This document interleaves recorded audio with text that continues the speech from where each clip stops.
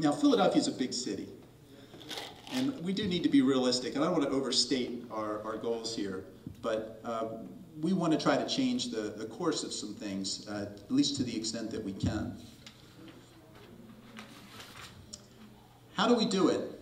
We really do it through our ministry partners. Now, you've heard from both of them already, and you get a sense that they are the ones who are in the neighborhood. They are the ones who know the clients. The clients come here because they trust our ministry partners. We work through the Utah Community Center, the Salvation Army, and Sweet Union Baptist Church. Zach, are you here yet? Zach Rutkowski? We just opened up our 3rd clinic last week. He's supposed to be here.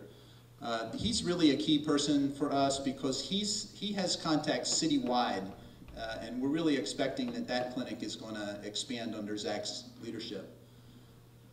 We also work through our volunteers, and I will at some point let you know how you can help. But we have a lot of volunteers.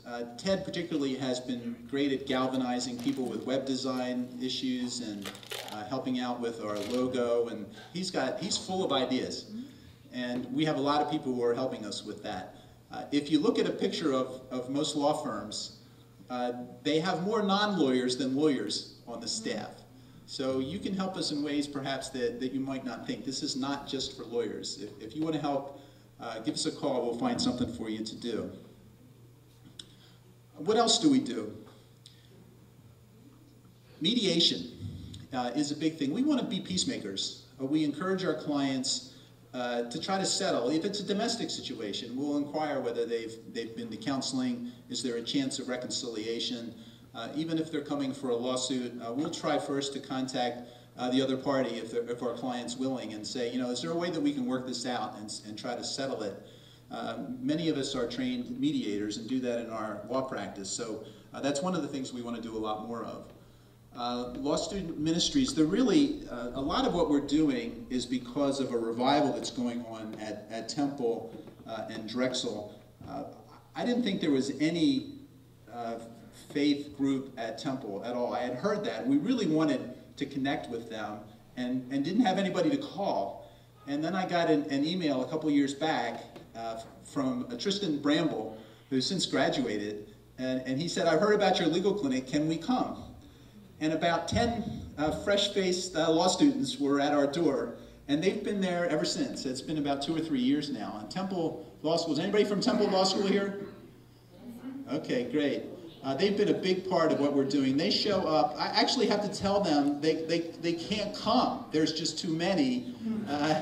And so we have to restrict them to 3 per hour. And they say, well, can we have like 3 or 4 come for the first 2 hours and then another 3 or 4 come at 5 and 6. So that's how enthusiastic they are about what we're doing. And they're a big part of our ministry. And the same with Drexel and Penn has also had a big part in what we're doing. And we're also providing mentoring to them. We tend to meet matching up a lawyer with a law student for the whole time, so that when they're meeting, they'll talk about the case before and afterwards and try to figure out what to do and talk it through afterwards.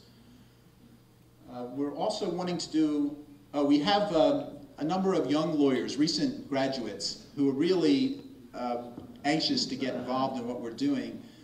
And we have a donor, it's nice to have a donor, whose daughter was in law school, and he's afraid that when she graduates, she's not going to find a job. So he heard of all these unemployed law graduates who, we sent resumes around trying to get jobs for them, and he would read them, and he would say, I can't believe this Penn law graduate with all of these credentials can't find a job. So he wanted us to provide apprenticeships for them. So that's what we're doing. We now have 4 lawyers under a contract with us. Raise your hand if you're one of our contracts attorneys. Daniel,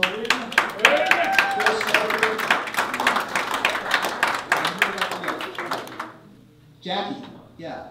Jackie's working with our immigration project, and our plan is to have a primer on our website that would be something that our clients could access and our clinic lawyers would be able to look at.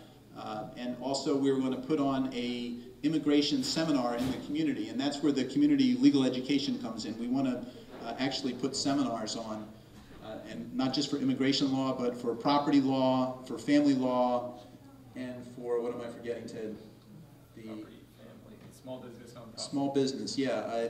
Daniel Popcave has an idea for preventative law, teaching clients that they need to have a will, that if you get a power of attorney, it's a lot easier than a guardianship.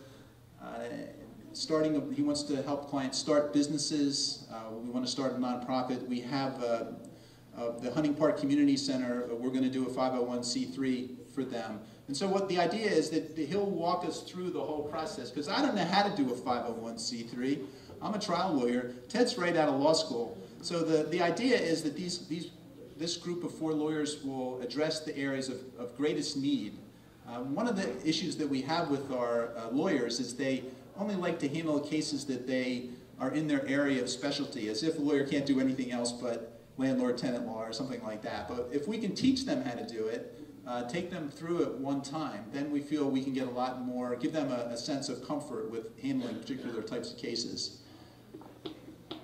Center City Fellowship, we have had for many years, and that's going to be restarted, a meeting of Christian lawyers in Center City. It's hard to be a lawyer at those big law firms, and there's a lot of issues that come up. There's a culture, I think, a lot of times they struggle with. So well, we're trying to get them to meet together, and there has been a group that's been meeting over the years. So that's an important part of what we do.